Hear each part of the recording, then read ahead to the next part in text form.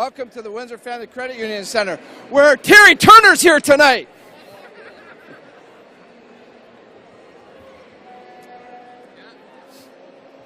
Good evening and welcome to the Windsor Family Credit Union Center, the site of Game 7 of the National Basketball League of Canada, the Windsor Express hosting the Island Storm. Good evening, everybody. My name is Dominic Papa. Joining me is our color analyst on the floor here tonight, Mr. Royal Church.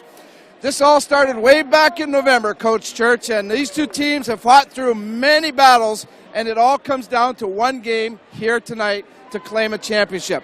How big is this game? Well, it's huge, Dom. Seventh games obviously are not like any other game. There's a lot of tension. You can never prepare for a seventh game. Coach Jones can try to prepare them all week, as can Coach Salerno, but it's impossible. It's what's in their heads now. If they've got confidence, if they understand what it takes to win in a seventh game, you either got it or you don't. Both these teams have won in each other's building, Coach Church.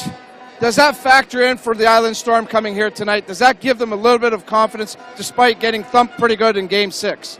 Well, I think theoretically it should, Dom, but I've noticed that when they lost that fifth game out in the Island, they really sagged. It really got to them emotionally. They were dragging, and they came in here and just folded under the pressure because Windsor's got a ton of depth, and the offensive potential for the Windsor Express is just off the charts. Speaking of that pressure, pick two players out here, Coach Church, one from each team that has to be huge here tonight, could be the difference in a victory. Well, for the Island Storm, Dom, they've got Nick Okori who can score like crazy, but the key to their team is Antonio Ballard. He's 6'5", 225. He's a horse. He can score from the inside, and you watched him shoot fall-away threes. The guy can score from anywhere. He's amazing. Makes all his free throws. He is their key guy. When he gets 25 to 30, they win. When he gets 15 to 18, they can't win. So he's got to have a great game. For Windsor, it's pretty obvious. It's Darren Duncan, the guy who won the Westby Award for male basketball. Good plug in there. For those viewers from Prince Edward Island, that's the Windsor Essex Sports Persons of the Year Awards. They were just given out on Tuesday night. Yeah, and he's the real deal. 16, 18 points a game, 10 or 11 assists a game. You'll know he's playing well when other people are shooting dunks and layups, when he's assisted them and got him the ball. He gets the right people the ball at the right time. All right, good stuff. We'll be following you throughout the night. We'll look for your insight to the game. Thank you for helping us out tonight.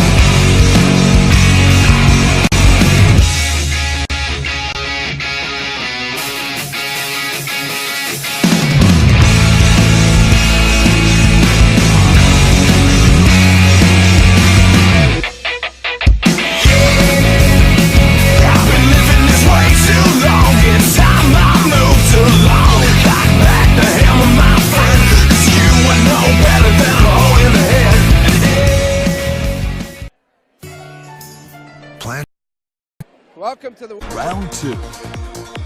Fight.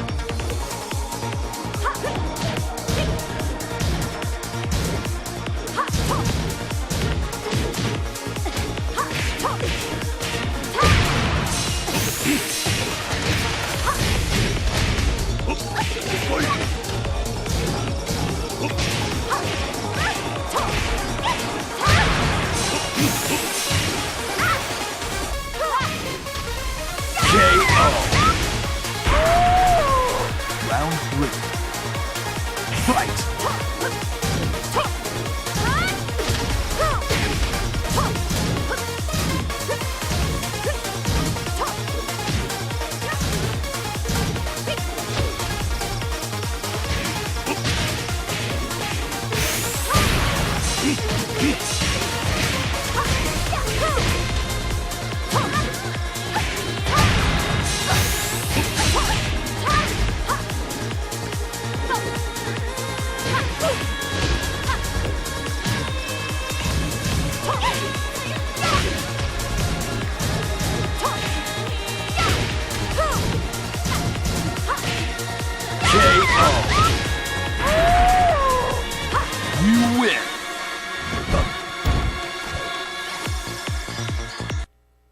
Get ready for the next battle.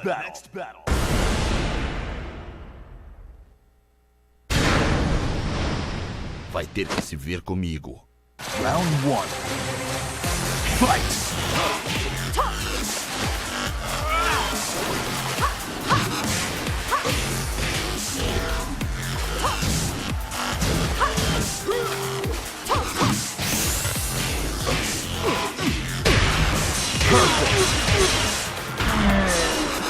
Round 2. Fight!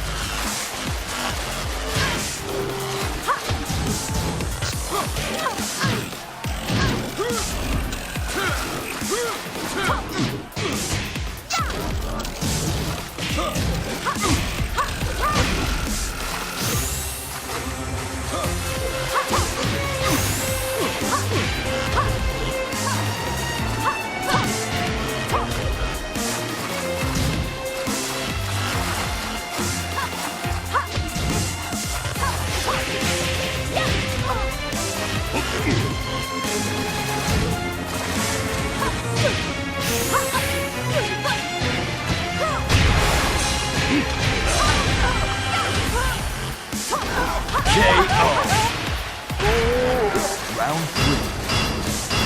New challenger.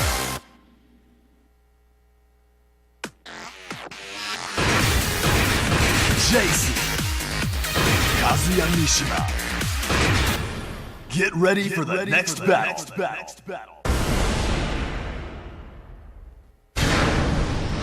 Round 1. Fight!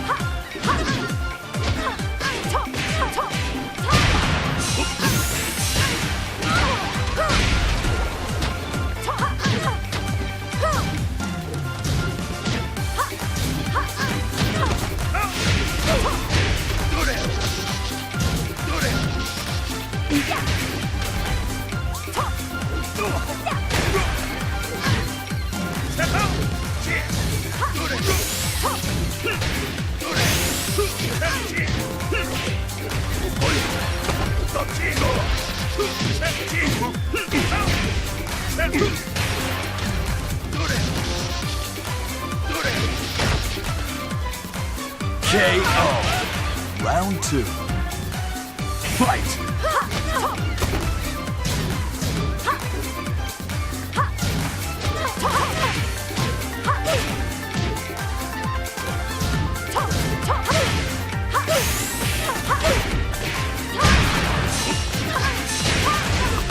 KO. Round 3. Fight!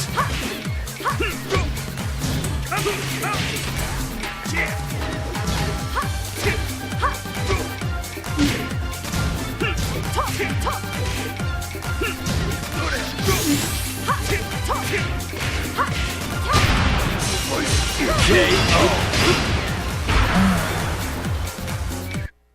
Get ready for the next challenge.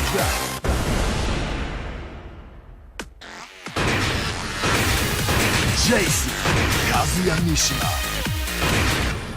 Get ready for the next battle.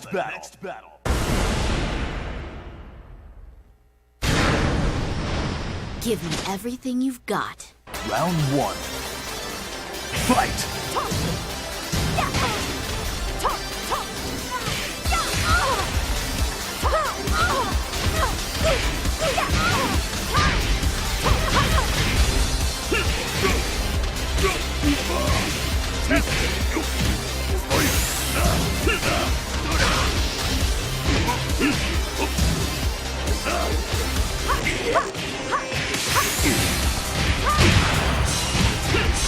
KO. Round 2. Fight!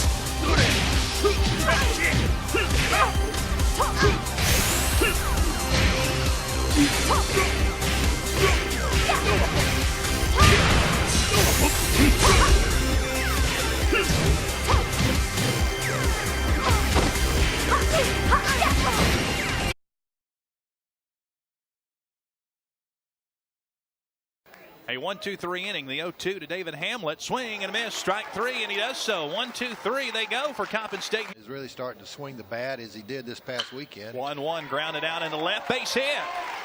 Through the left side, and Jordan Ebert aboard with a leadoff base hit. Muhammad stretches, and Tom Shea digs in. 2-0 pitch. There's a shot out, base hit left field.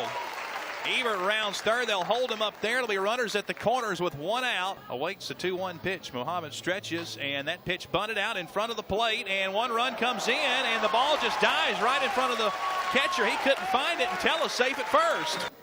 O'Neill stretches with the runner at first. He will throw over. He's got him picked off. They throw down to second base. The tag there in time. But then he pulled up. 2-2 to Connor, and there's a hit out right over the second baseman's head, in there for a base hit. Auburn with a 1-0 lead, but in business here.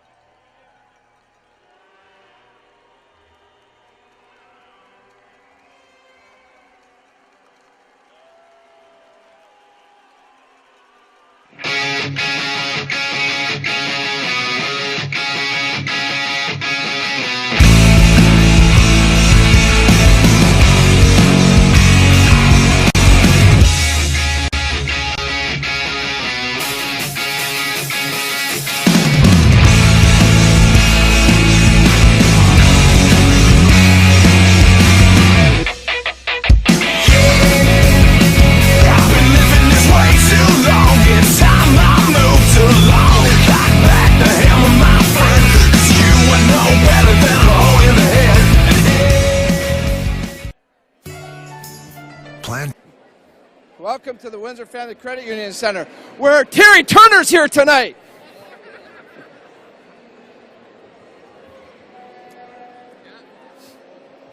Good evening and welcome to the Credit Union Center, the site of Game 7 of the National Basketball League of Canada, the Windsor Express hosting the Island Storm. Good evening, everybody. My name is Dominic Papa. Joining me is our color analyst on the floor here tonight, Mr. Royal Church. This all started way back in November, Coach Church, and these two teams have fought through many battles, and it all comes down to one game here tonight to claim a championship. How big is this game? Well, it's huge, Dom. Seventh games obviously are not like any other game. There's a lot of tension. You can never prepare for a seventh game. Coach Jones can try to prepare them all week, as can Coach Salerno, but it's impossible.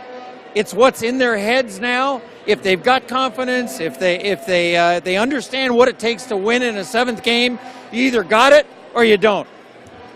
Both these teams have won in each other's building, Coach Church. Does that factor in for the Island Storm coming here tonight? Does that give them a little bit of confidence despite getting thumped pretty good in Game 6? Well, I think theoretically it should, Dom, but I've noticed that when they lost that fifth game out in the Island, they really sagged. It really got to them emotionally. They were dragging, and they came in here and just folded under the pressure because Windsor's got a ton of depth, and the offensive potential for the Windsor Express is just off the charts. Speaking of that pressure, pick two players out here, Coach Church, one from each team that has to be huge here tonight, could be the difference in a victory. Well, for the Island Storm, Dom, they've got Nick Okori who can score like crazy. But the key to their team is Antonio Ballard. He's 6'5", 225. He's a horse. He can score from the inside, and you watched him shoot fall-away threes. The guy can score from anywhere. He's amazing. Makes all his free throws. He is their key guy. When he gets 25 to 30, they win. When he gets 15 to 18, they can't win. So he's got to have a great game. For Windsor, it's pretty obvious. It's Darren Duncan, the guy who won the Westby Award for male basketball. Good plug in there. For those viewers from Prince Edward Island, that's the Windsor Essex Sports Persons of the Year Awards. They were just given out on Tuesday night. Yeah, and he's the real deal. 16, 18 points a game, 10 or 11 assists a game. You'll know he's playing well when other people are shooting dunks and layups, when he's assisted them and got him the ball. He gets the right people the ball at the right time. All right, good stuff. We'll be following you throughout the night. We'll look for your insight to the game. Thank you for helping us out tonight. We're going to take a quick timeout when we come back. It's the opening lineup, all the festivities, And the tip, it's Game 7 of the National Basketball League of Canada, right here on we-tv.ca. More right after these words. Plan to dream. Plan to learn. Plan to smile. Plan to succeed. Plan to invest. Plan to nurture. Plan to leave to others. Investors Group. Let us help you provide for the people you care about, now and over time. This move is so great. I mean, you could have taken on c5 and then yes, it's true, h5 and whatever. He'll go. I mean, you see, you're relying on your skills, and I'm just in sort of trusting Gelfand. If he played king e5, so I believe there is a point in it.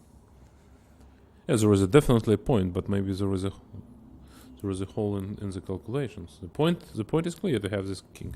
No, but I don't see trouble for black in any line. I mean, if I play rook d2 for 1, can I lose it? I mean, shall I be in trouble? Or rook b2 and then rook b3? No, but I mean, I really want to have this more as active as possible. But even this, rook d2 and then h5 at some moment. I don't like this king e5 really. Of course, white still has a draw after that. If you go back, let's say king e4 now. But still, Nakamura is gonna play this for a little bit. Let's say rook f1 or rook e1. Rook f1 loses immediately. Rook e1. King c2 loses to king g1. Rook e1. I can play here, for example. And at some point, I'll play f4. Yes. With these pawns, 2 pawns on the second rank usually win with if there are other pawns supporting, because I mean you cannot really do much. But maybe black had something much more simple. I just was striving to get this position. Just f4 pawn comes and then let's illustrate it. Still you cannot take, you cannot do much. And anytime you come to the second rank, then king g2. But maybe, once again, maybe there are more easier ways to win. Anyways, rook b1 was played. c2. Yeah, c2, no, he's probably going for the same line, actually. Rook c1, and quickly h4.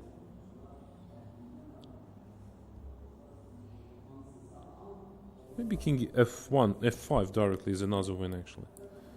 f5, the point being is it? a6 king e4. a7 just rook c8. King b3. No, you probably have to take king rook b3, c8. rook a8. I want to play rook a8 already. So you have taking on c2. Here you can take rook c8. There is a8 Yes. check. Also, even this position is probably lost, but you don't need to Okay, try. you're too far away from reality, I'm afraid. So Maybe just A6 maybe play. king e5. Rook c8. is it the position? Yes. You cannot take on c2, and you have to play something like king b5. Yes, but then it will be already a problem to win, because I'm not in time to protect c2. You're threatening rook c2, and then you have to calculate all the stuff. Probably it's already a draw. That's why I was trying to get to h2 with my pawn to have your rook on first rank, just to paralyze it. So that's why h4 was important. h4, once again a6. a6, h3, Yes, there is no way. rook c8. Rook c8, yes, that's right. King b5 has to be played, otherwise I attack. Rook 8, I'm not sure rook 8 I have to play. Maybe I can play h2. I just played it the simplest way. Maybe I can gain another tempo, actually. King b6, king f5, king b7, rook somewhere. Okay, it's just two winning. It's all over. Maybe king e5 just to make sure. King e4, of course, also was winning. Anyways, Karyak is a matter of few moves. And that leaves us with Andreikin Caruana. Andreikin's taking his time. Actually, 25 25 minutes he minutes. spent. Let us see what has caused him to spend Nothing. nearly really. half of the remaining time on playing. There are so many options, so he probably has. He's not sure which one is the safest way to a victory. I mean, the one is related with. Let us again repeat. There is one option trying just to come up and to give a mate. Rook b8, or to start with queen d8, and then queen to 8's rank. Can you see why it doesn't win? Why it could not? Queen Could be e6 possibly. could be not winning. Queen e6. Queen e6, when you go there, queen e4 check. And Yes. don't know if it's perpetual, but seems like a lot of checks. Yes, that's the only way to play. Yeah, it does look like perpetual actually. And black is rescued. Queen c6, and That's already draw. that's exactly what you don't like to do.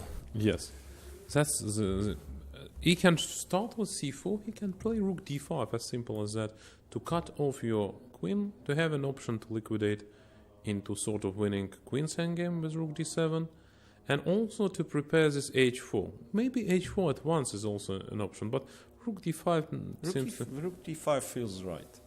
Yes, Yes, then black always will to have keep- to play something like that to have it. And pray. Not even sure if you need this h4. No, not really. I mean, I'm trying to win directly, but probably there is no direct win. You have to be happy with a slow win. Okay, here h5, f5, maybe.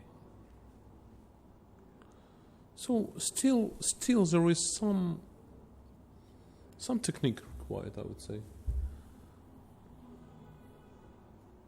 So Andreikin takes his time to decide on a structure he wants to get, or not on a structure, on a formation. Whether he wants to have to play queen's endgame, rook endgame, or he wants to give mate immediately. I think Okay, Nakamura is still fighting, but that's the line. that that's will the- not really change the evaluation. No, nothing Yes. gonna change in evaluations. Yeah, h2 will be played. It's already played, and I think Nakamura is gonna resign. So rook d5 indeed was played by Andreikin.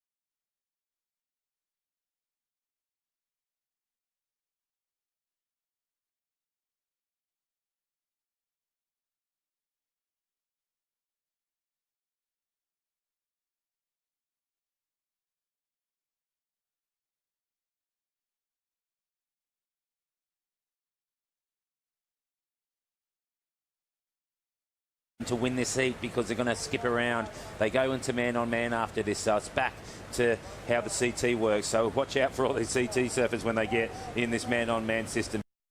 They know how to surf man-on-man heats. Absolutely. So picking up on screen, Michel Perez will wrap up the day with his performance coming up next in heat number 8. And, you know, the voice of Mark Occhilupo taking us through the technical side of the surfing here. And we've been talking about a couple of things, and one of them has been the danger factor on the inside shore breaks. And the other thing has been the surfers picking up on slightly step-up equipment, going to rounded pins. You saw another rounded pin underneath Perez's arm there.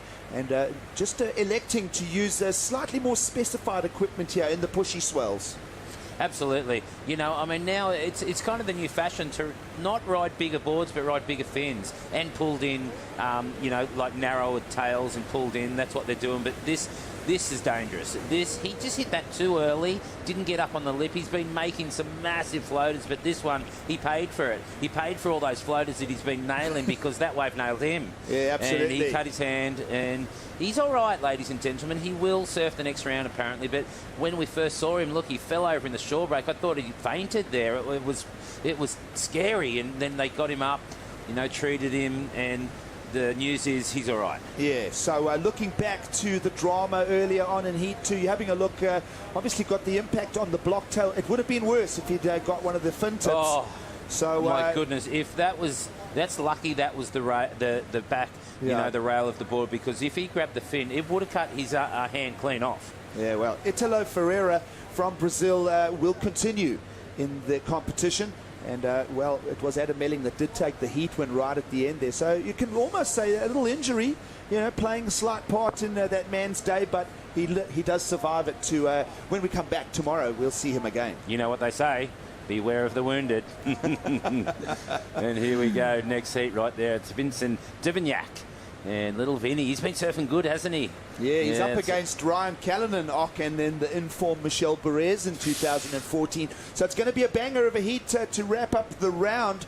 And you'll be staying with us. This heat in the water right now, Nat Young is in the lead over Julian Wilson. Caio Abelli, former world junior title holder, is cutting his teeth against the world's best surfers. He is lying third. Not a big requirement for him, though, a 4.35. Julian Wilson looking for a 6.01. Yeah, not a big score at all, and he's got time. All right, let's go and have a look at Italo as well. This is earlier on in the round of 48 surfers, round 2. Italo Ferreira using up his 9 lives, so to speak. He ran out of them today. But how about this for performances from yesterday from the young Brazilian? Yeah, well, that was the biggest one he'd done, or the biggest wave that he took it on and done that floater, and he made it and he's claimed it. I mean, that was unbelievable. Probably the best floater I think I've ever seen. Didn't have a whole lot of speed, too. It was crazy. But like I say, he paid for it, you know, and he tried that. I wonder if he's going to keep on trying them tomorrow. You know, the swell probably won't be as big. Lucky for him, because, you know, unlucky, he scares me. You know, getting on those lips like that, it's pretty risky, and he paid for it. So let's see how he goes tomorrow. Yeah, well, it is the Surfline forecast showing a slight decrease in swell, and obviously cleaning up as it steadies on the northwest angle here into Ginshu. The North Atlantic has been pumping swell into the lineup here for all of the days of competition. We are in the 3rd day, and it's just a small decrease. It's not. We are expecting still waves in the 4 to 5 foot range tomorrow, and we're coming off those king tides. You Australians call it king tides. We call it the spring. Part of that full moon that's going on around the planet, and these are all the things that make for the excitement here at the shores of Portugal. Absolutely. You know, Ginshu is such a swell magnet. Rarely it gets under 4 to 5 feet, so I believe that it will be that big tomorrow. So don't worry, ladies and gentlemen, it's going to be cranking a little smaller. These guys can get more dramatic. You know, I think they're going to go to the air, and it'll be sensational. These guys, just when we get to the pointy end of the event, they aim up, and I can't wait to see them. And whoa, that camera guy's nearly getting washed away. Well, there we go. That's a little indication. This camera on the low tide was about 200 yards from the water's edge. It's now...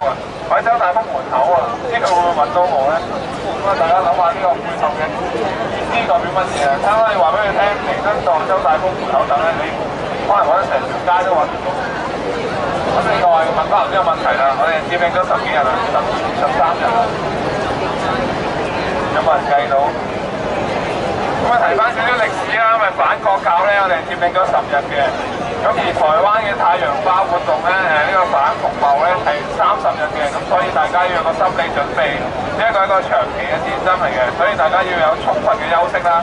因為呢度好多朋友都相繼都病到啊，譬如傷風啊或者其他之類，咁希望大家有足夠嘅休息先可以繼續長期抗爭嘅。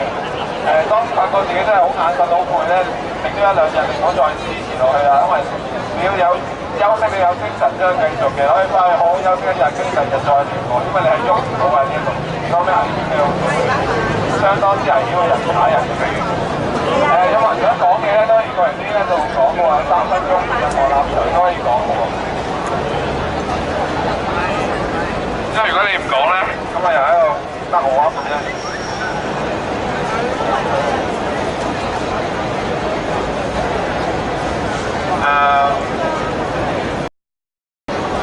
講少少分享啦又，因為我覺得呢2日係見到啲差佬好似同我哋有講咁，佢有時想攞翻一啲新聞啊，有啲權威嘅嘢啦。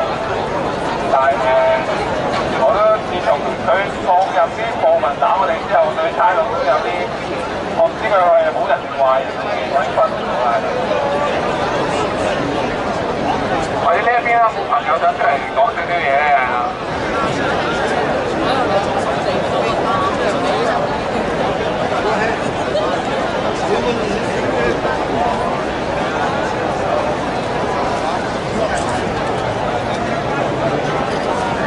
咁喺較早時分啦，喺金鐘嗰邊咧，中原大廈出邊咁啊一個物資站咧，咁啊有個義工就俾3個大漢就拉咗出去打嘅，咁啊扭傷咗隻腳咁啦，咁喺醫療站嗰度當中，咁我都好感激市民你哋出嚟，因為其實我本人都好驚，但係你哋係睇到新聞之前有啲黑社會打啲學生，你哋覺得好不公義嘅，你哋就算睇到呢個片段都出去反包圍翻嗰啲人，我覺得你哋好犀利，我哋喺度問10幾日其實係冇乜大作為嘅啫。其實多謝你哋肯出嚟再撐我哋呢一班，雖然我唔係學生啦，撐我哋呢啲市民，因為人越多就越安全嘅，可以俾佢哋人數多過我哋，咁我哋就會好危險嘅。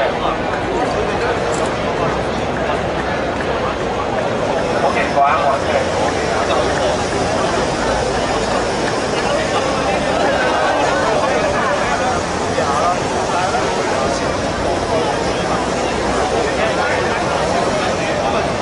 真係另外咧，我哋都想大家係坐低，我哋都有啲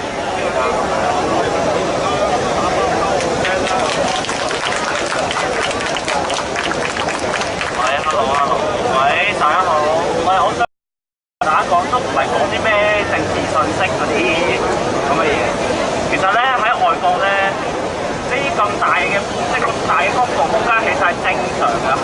即係香港係需要有呢啲咁大嘅公共空間嘅，即係俾人哋唔使錢嘅，即係出嚟咁行下，嗰邊又有歌唱下。不過我哋攞翻為自己應有，即係好基本、好 basic 嘅嘢。即係唔好話喂個又係啲咩自由行啊，嗰邊又奶粉啊，即係嗰邊有人塞啊，然之後嗰邊又車多咁樣。喂，我咪喺肚痛啊！喂，咁樣喂，呢個空氣好咗，喂有個地方行下，喂係咪好好先？喂，變開啲政治嘅嘢，變開政治嘢先。係咁，喂係咪好好先？係咪啊？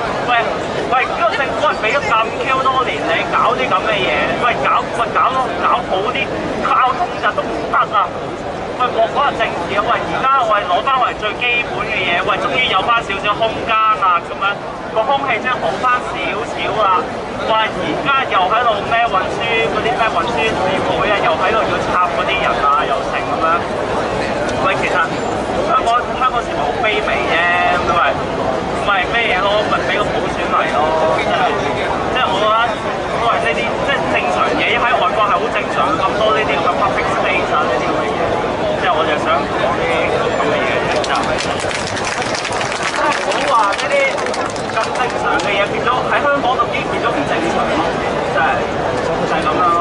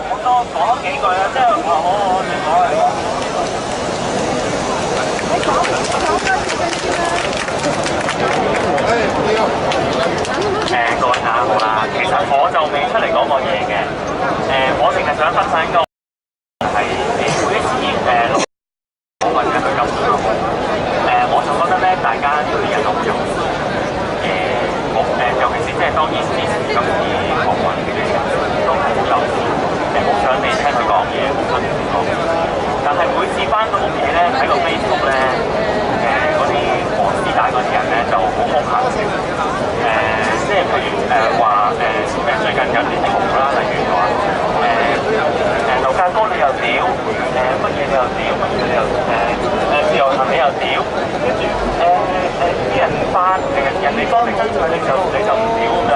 即係我覺得其實我唔知點解大家出嚟當我都唔講嘢嘅時候，大家可以好心平氣和，好冷靜咁去講。但係大家一翻到去咧，一變咗鍵盤戰士咧，就好兇狠啊！其實我覺得一樣嘢就係唔好淨係大家呢度自己自我感覺良好。其實如果運動係真係要成功嘅，你唔係淨係話你自己人自己感覺良好就 O K 嘅。其實你係要說服一啲同你嘅立場唔同嘅人去接受你嗰個方向，即係冇人接受啦，佢先可以聽你講嘅。但係好多時咧，啲人喺 Facebook 上咧，我覺得係資料交界多過係去說服人哋接受佢立場。咁我希望大家就係可以將呢一度嗰種氣氛係帶翻去俾你自己嘅屋企人又好啦，或者如果大家可以即係唔好再多人嗰啲交界嘅，我覺得嗰啲真係有害無益。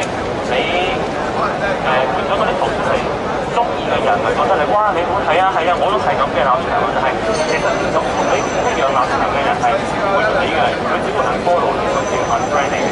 我哋想講多謝晒。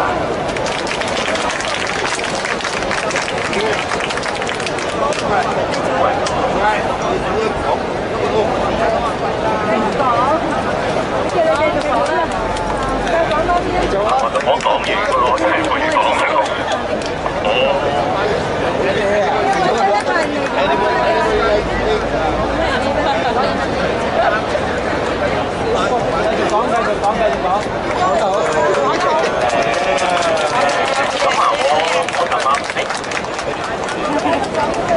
我就馬波同師弟個朋友我第一晚即係催淚氣嗰日咧，我就係感動。咁我嗰晚係幫手做急救，我好彩嗰晚我就乜都見到，煙又見唔到，警察都唔係好見到。但係就係個氣氛非常緊張嘅，因為尤其是嗰晚我哋幫手做急救咧，我哋有個原則就係盡量冇機會，因為你諗住救人㗎嘛，你自己咁遲，即係等你多個人救，如果真係有咩事，咁其實呢幾日就都好多傳言啦嚇，日日都話清場，跟住又話放風出嚟係啊689出嚟旺角搞事，唔想阿林鄭見得成，跟住又話今日又689自己又有啲乜嘢話佢有啲咩秘密協議咁樣等等。個感覺就真係非常之亂嘅，我諗大家都唔知有冇同感啦，就係都根本唔知道，好似唔係一個熟悉嘅香港，唔係我哋生長嘅地方，好似突然間呢啲咁嘅事，好似以前只係喺屋睇戲會發生，或者小説裏面發生。我甚至我自己個感覺咧，就係突然間好似咧係傾城之戀。唔知大家知唔知我講乜嘢？傾城之戀就係一本小説嚟嘅。冇人知。傾城之戀。咁即係大家可能有啲睇中文書咁嘅小説啦，可能而家大家都係中意睇愛情。睇個亂世界。係啊，即係突然間就係嗰種，哇！好似打仗打到嚟，會唔會唔知道聽日咩情況？喺新聞咧，每次見到又好，銅鑼灣又好，甚至金鐘都好，你覺得好恐怖嘅。但係其實自己落到嚟咧，完全係另一種感覺。其實我覺得好安全嘅，每次到呢啲咁嘅所謂嘅指定區啦嚇，個感覺好，反而仲安全過自己喺屋企睇新聞，因為你睇新聞嗰啲咁嘅熱搜消息咧，你真係睇到驚嘅。會睇我前幾日咧，直情係每次睇新聞睇到我係胃痛，因為我覺得好緊張，我唔知道有幾多真幾多假，我唔知道蘋果可唔可信，我唔知道 TVB 可唔可信，我唔知道明報可唔可信，但係我真係都好認同，就頭先都有人講啦，就係自己真身落嚟睇，你會係另一番唔同嘅感受咯，你就會知道其實呢班人唔係唔講道理㗎，其實大家都係想講道理，都係想當然個立場可能有啲唔同啦，可能頭先甚至有朋友係支持港獨嘅，咁我就非常反對嘅，我個人就。米嚟講，佢講佢嘅立場係佢唔係話揸支槍或者係咩所謂即係用一啲暴力或者用一啲我諗佢仲斯文過佢平時可能喺屋企 Facebook 上面講嗰啲嘢。咁所以我真係好希望大家即係我都未做到樹，我都唔敢話大家人嚟去。因為我都驚大交，好老實真係唔好講呢啲嘢咧，就佢當然唔中意啦，即係傾則口講啊，鄧雞兒就未必動武嘅，但係就即係可能佢傾真係，但係我都希望真係有機會可以帶到我屋企人或者其他較上唔同嘅人到嚟咯。我真係講冇嘢講嘅咯，如果想講。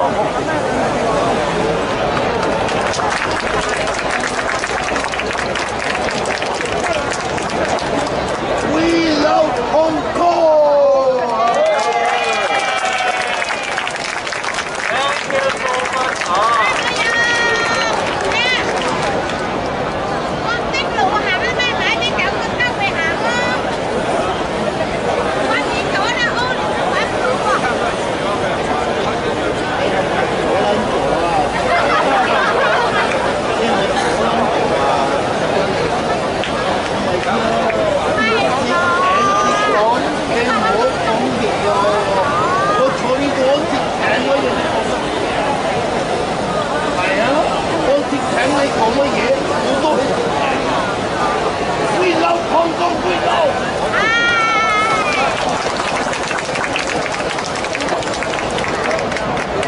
但係想問一句，有冇人想發言？或者你哋如果企得攰嘅，可以坐低唞下嚇，唔使擔心嚇。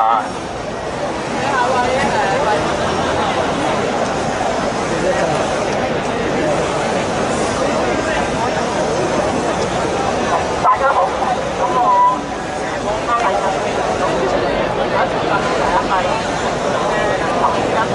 我應該係有立法有開始嘅，但係你要大聲啲，大聲啲聽唔到。係啊，聽得到。咁咧，琴日咧其實係應該有立法會開會嘅，但係琴日大家都知啦，建制派佢哋話唔得，咁啊唔開議會啦。但係我想講嘅係立法會其實有即係功能組別啊，即係學聯嗰個職權入邊咧，其他學係非常功能組別嘅。大家認得功能組別人哋做過啲咩咧？或者大概講一講啊，就係譬如話梁振英，大家有冇睇過喺中北發展最後投票嗰一幕？梁振英做過啲咩？出晒去，佢就話投票結果係得嗰幾個反對，然後全部贊成喎。成件事到底大家會見到個議會其實係為咗即係成個議會，但係令到成個議會係一個無能嘅地方嚟嘅。咁而另外其他啲議員可能未不明啊，就係話高鐵超支，佢係有問題嘅，但係我哋唔會查佢點解㗎。佢就話即係高鐵超支，我哋由佢啦，由佢超支，我哋唔理。咁到底成個邏輯係咩咧？有啲咩？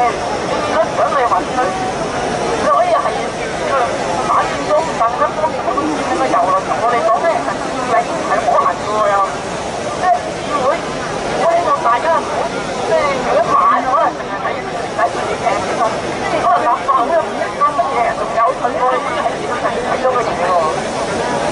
所以我希望今次係要用公民黨嘅，你唔單止係今日嘅世界，入邊都係以後係對立法會又好對呢個政府所做嘅任何嘢嗰個決定，你哋應該留意，你哋係監視呢個政府，唔係呢個係呢個維威維咁樣嘅。好多謝。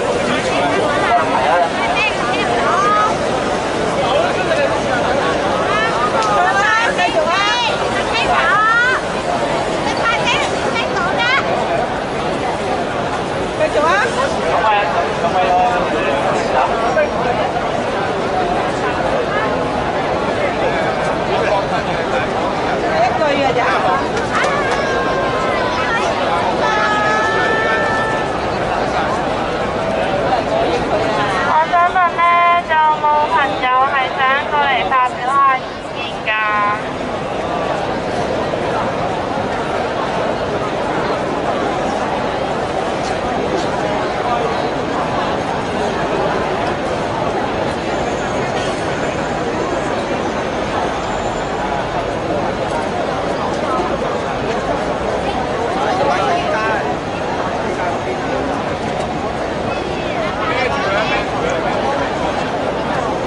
各位市民，你哋好啊！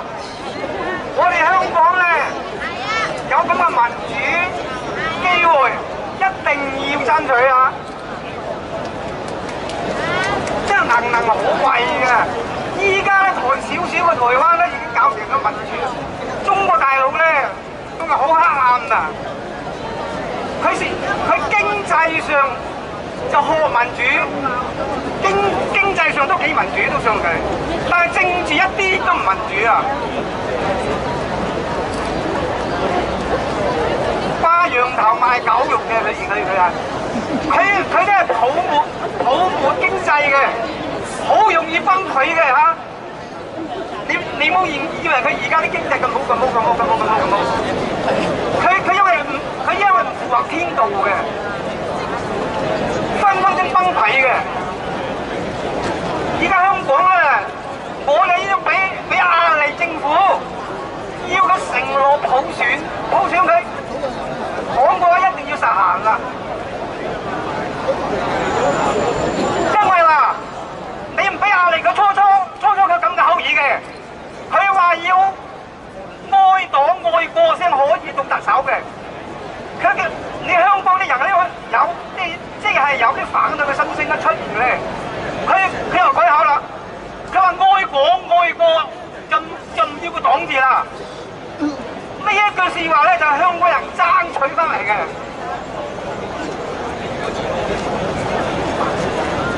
但係大家應該要珍惜啲咁嘅機會啊！呢一次一定要政府承諾，就算佢唔承諾得好，都要出佢醜啊！俾世界人哋咧，即係嚟唱衰佢啊！我而家咧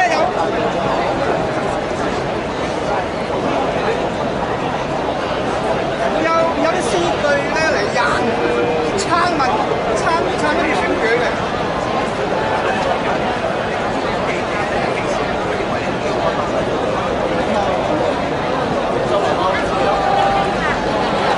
即係啲市民咧，佢話啲學生唔好，佢就不管麻鷹估雞仔啊！市民應該兩邊睇，罪魁禍首係政府，但係用停火令好正確嘅。罪魁禍首係政府，大家識得去評估邊個好人邊個壞人。為了民主，為了普選，才佔中，大家明白我歡心。多謝合作，亦有妨礙，請原諒。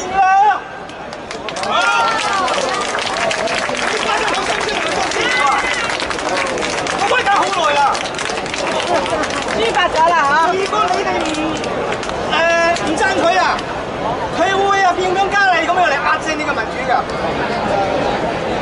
依家有少少成績啦，當時咧佢話要愛黨愛國先可以做候選人嘅，依家佢改口，佢又加話愛黨，依家佢話愛港愛國，現咗啲唔得，我哋要俾壓力佢啊！民主萬歲！民主萬歲！民主錯天道，共產人唔話天道嘅，倒行逆施嘅，即係個人調轉嚟行嘅。嗰個手動腳向天，咁樣做人。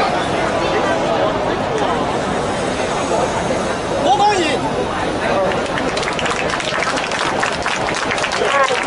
有冇市民或者各位朋友係有意見發表一下㗎？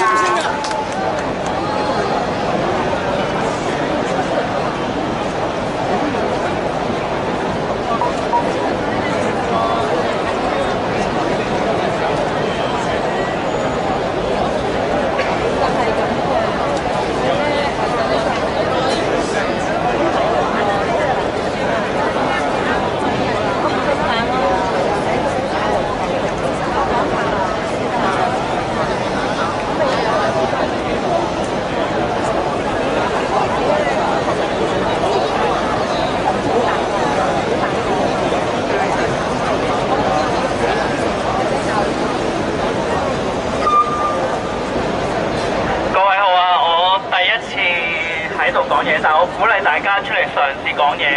啱啱我出嚟嗰陣時咧，其實我卜咁樣跳緊，但係我覺得作為呢個係一度大家去討論、去分享嘅空間，我好鼓勵大家出嚟可以講多啲嘢。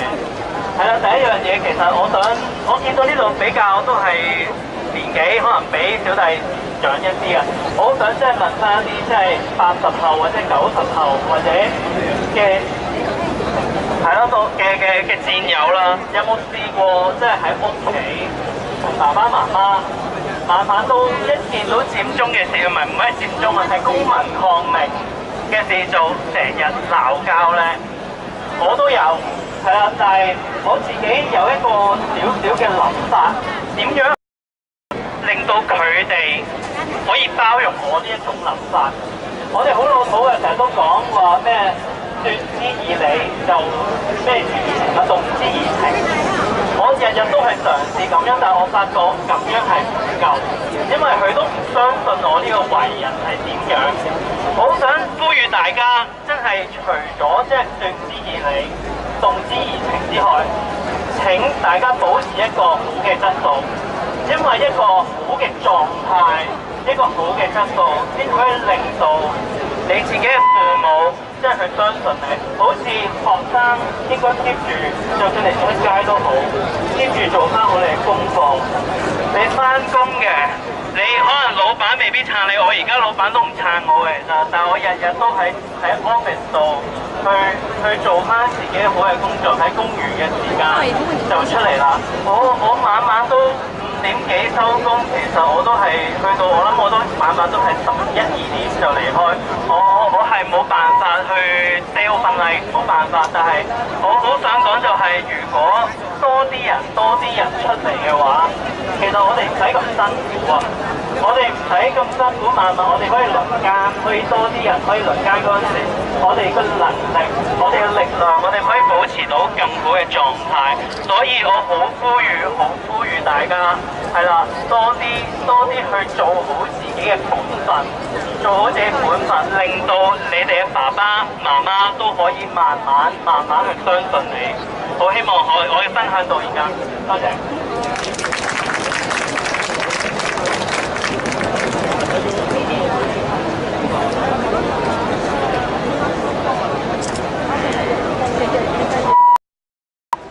咁樣仲有冇意見文化嘅朋友想發表下自己嘅意見？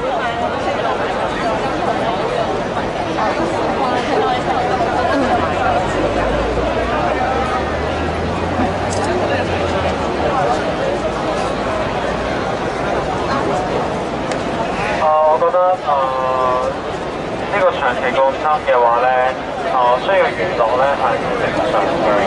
不過咧，今日好似聽到啲新聞話有啲朋友打緊麻雀啊、乒乓波啊，有個即係活動球架嘅時候咧，我會覺得會唔會有少少變翻我哋嘉年華會嘅感覺咧？變咗好似行人專用區咧，有啲人跳下舞，咩打下波、打下麻雀。咁其實有時我會覺得喺中立嘅市民嚟講，都會覺得原來你佔領呢個旺角嘅時候，你唔係可能偏向咗去玩嘅時候，會唔會真係有啲人真係唔係想嚟了解究竟發生咩事，係睇你點樣玩，睇你打咩麻雀咧？即係我覺得要娛樂係適可而止嘅，即係有時玩完咪要收翻咯。所以我覺得好希望當政府解決嘅時候，政府肯同我哋去傾，同我哋去俾多啲答覆嘅時候，我哋都當然會收啦。好希望有啲如果玩嘅朋友打邊爐嘅話咧，不妨可以去幫襯下附近啲火鍋鋪啦，或者去稻香打邊爐啦。咁可能呢啲更加幫到好多小商戶。咁同埋明火煮食喺個街咧都頗為危險嘅。咁唔好因為一時嘅即係想娛樂，但係就造成嗰啲危險，係咯咁。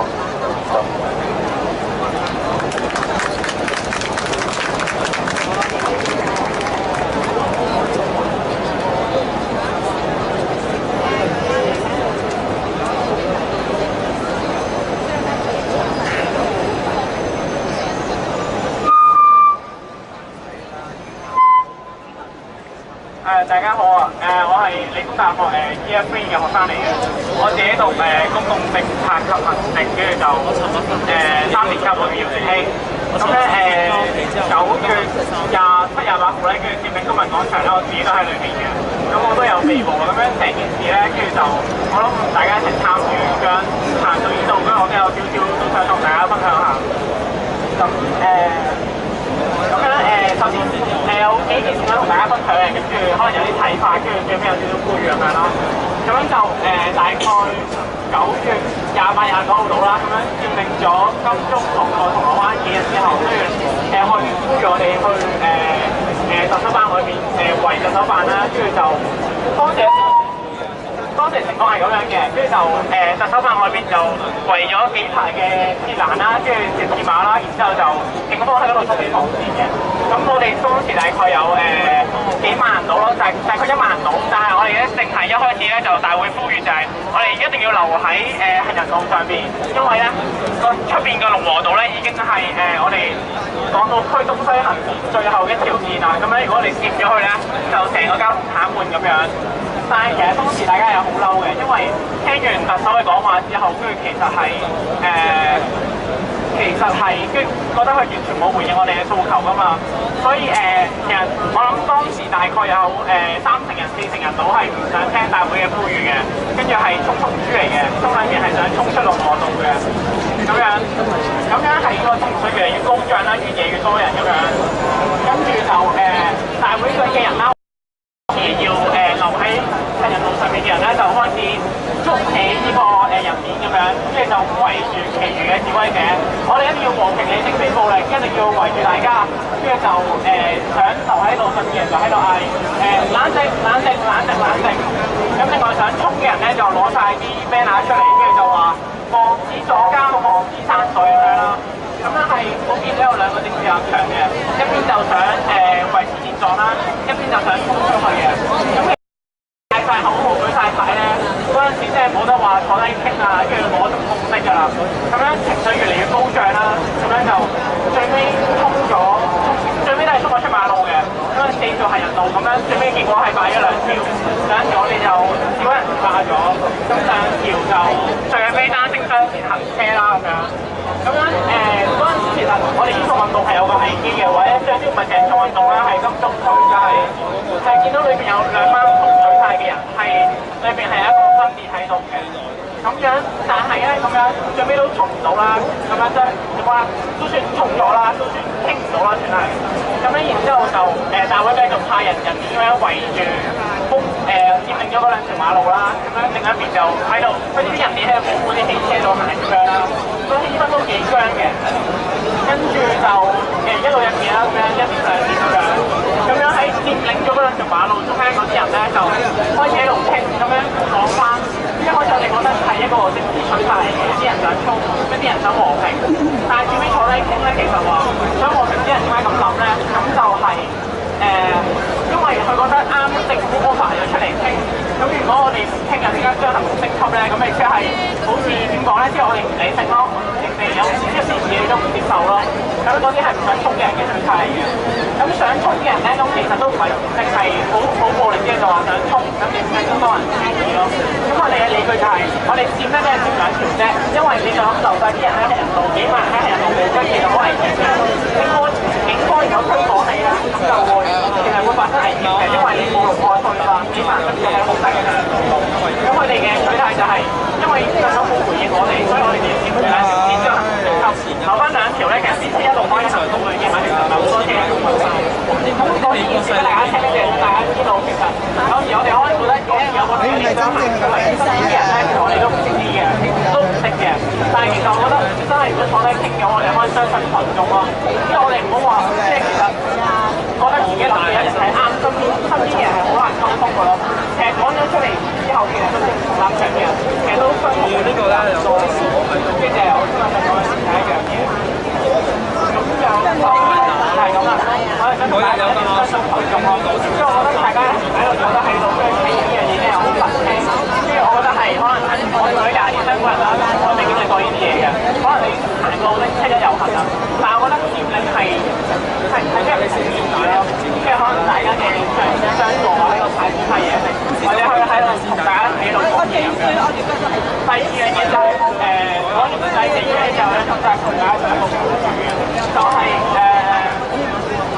幾點啦。咁就係我前兩日咧就係同啲朋友就買一啲糖酒咯，差唔多嘅係問下各位街坊，咁前景對你哋嚟講有咩影響啊？咁樣佢哋就會話其實都係搭車行多2步，跟住可能影響唔大嘅，但係夜晚即係會嘈到佢回覆嘅佢哋嘅。咁我喺度問咁你覺得你知唔知下邊啲人知呢度有得取啲咩？咁係咪先係真普選啊？咁佢哋可能略略都知嘅，真普選寫自己選特首咁樣。但係我見到一樣好有危機嘅嘢咧，就係佢哋對我哋以強佔領嘅理解咧，就算係附近嘅街坊咧，都唔係我哋嘅感受嘅，即係唔覺得大家係一個共同體，大家一齊感受一個社區嘅感覺。佢哋都係行過見到一堆人，先覺得好多人好危險咁樣咯。佢哋完全唔知我哋做緊咩嘅。佢哋對我哋嘅理解咧，淨係流於主流傳媒啦，因為你知我哋窮啦，跟住就做嘢忙啦，咁一定冇 IT 媒體，一定冇呢個電視睇㗎啦。點樣都係雞汁電視台無線下一次。咁樣每日同我哋講嘅嘢就係下面有人喺度塞住條路，驚鬧唔到飯，跟住就公務員翻唔到工，消防救唔到火，警察救唔到人，咩都做唔到。一嘢一嘢咁過去咧，其實權力壓力係對我哋越嚟越大嘅。所以我淨係想同大家做一個呼籲，就係咁其實主要係佢哋變咗其他球證了解我哋係好難嘅。所以我哋一定要從自己身邊開始，即係自己識幾多朋友，跟住同佢哋講自己對呢件事睇法佢哋聽咯，一定要我哋身體力行，我哋冇其他方法㗎。我哋香港唔多，多謝。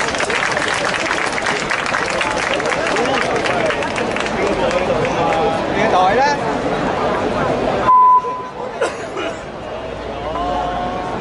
各位啊，即係今日咧，我通常咧嚟，因為我哋學生啊，佢哋咧係好似今日咧都好攰咁樣啦。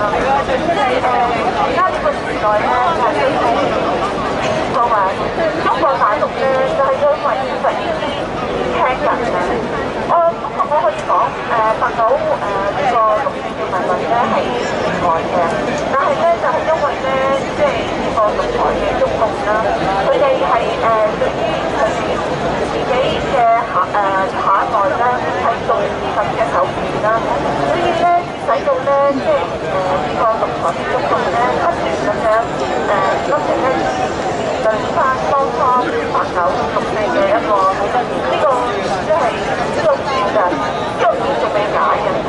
今日如果即係香港嘅呢班嘅年輕人咧，佢哋係最怕白島6四嘅再會發生喺香港，佢哋一定唔會係退選中，佢哋亦都唔會話堅持要有呢個真普選同埋保西選。所以咧，各位即係呢班年輕人咧，佢哋所做嘅咧，除咗係繼承呢個白島6四民運，佢哋大陸嗰啲當時嘅年輕人，佢哋嗰個心願要係即係將佢實現之外咧，佢哋更加係將到呢個嘅即係所有世界年輕人佢哋所期望嘅，佢哋所希望嘅一個即係對於將來嘅理想嘅一個抱負同埋佢哋嘅熱情啊，佢哋對於理想嘅實現嘅熱情啊，就係我哋呢啲已經上咗年紀，甚至咧係獨裁嘅中共咧所眼紅嘅。獨裁嘅中共佢眼紅嘅係乜嘢咧？就係話，如果你俾我好嘅話，我一定懟低你。如果你係即係講嘅年輕人，佢哋嘅活力，佢對佢都係見到冇㗎。所以佢哋鎮壓嘅係乜嘢咧？係鎮壓嘅話，你俾我好嘅嘢，我全部都要鎮壓。今日我鎮壓嘅更加俾即係俾佢哋好嘅年輕嘅一代，有活嘅一代，佢哋係鎮壓。就算過咗呢個真普選冇篩選，佢哋鎮壓成功咗嘅如何咧？佢哋嘅劣根性一樣存在，就係話好係好嘅嘢，佢都要鎮壓，呢個係佢嘅本性。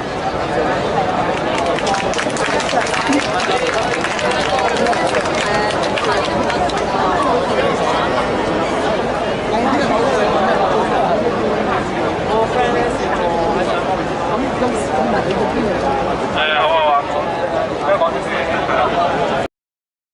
咁都呼籲多一次啦，咁見大家都好輕鬆咁。頭先有位好熱心嘅市民都叫我再三提醒大家，要提高警覺啦，同埋要攞定一啲口罩同埋眼罩去預備嘅，即係避免大家譬如有啲突如其來嘅tear gas 啊或者其他嘢都有翻呢個最基本嘅防備。佢話總之做咗就冇錯嘅係啦，如果佢就唔錯啦，希望今晚有大事發生啦，係咁嘅。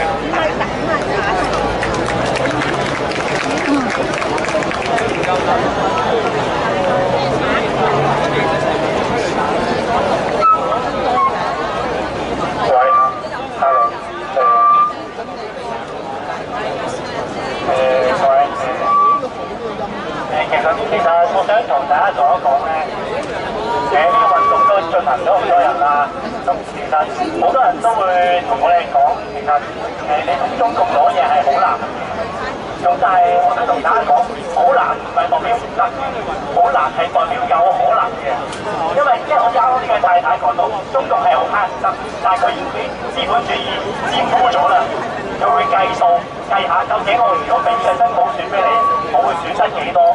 如果我唔俾你，會損失幾多？其實喺而家呢個咁嘅談判過程之中，點解佢今日突然之間會走出嚟話唔講咧？我覺得其實佢嘅策略就係想消耗我哋嘅精神，消耗我哋嘅毅力。咁但係喺呢個時候，我哋係咪要放棄咧？我覺得絕對唔係嘅。其實跟住其實啲數據顯示過啦，如果一個公民抗命、和平非暴力嘅，只要有一個超過3.5%嘅市民參加，基本上任何極權政府都要跪低㗎啦。呢個係之前100年嘅統計，所以希望今日大家除咗喺旺角呢度支持呢班學生同埋撐住香港之外，大家可唔可以用多少時間，就係叫身邊一啲同路人組織佢出嚟，希望佢唔好放棄，繼續堅持落去。我講俾大家聽，雖然我哋係好辛苦，但我講俾你聽，其實我哋對手應該比你更辛苦。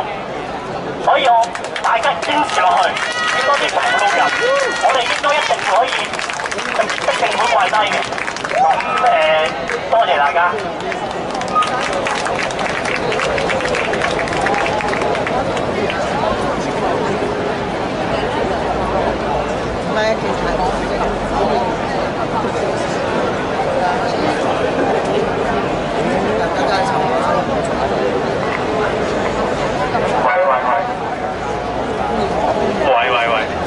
係我想補充一啲法律條文㗎。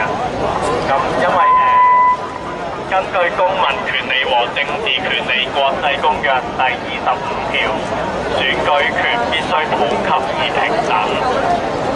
另外，根據《基本法》第39條，頭先我啱啱講嘅國際公約係適用於香港㗎。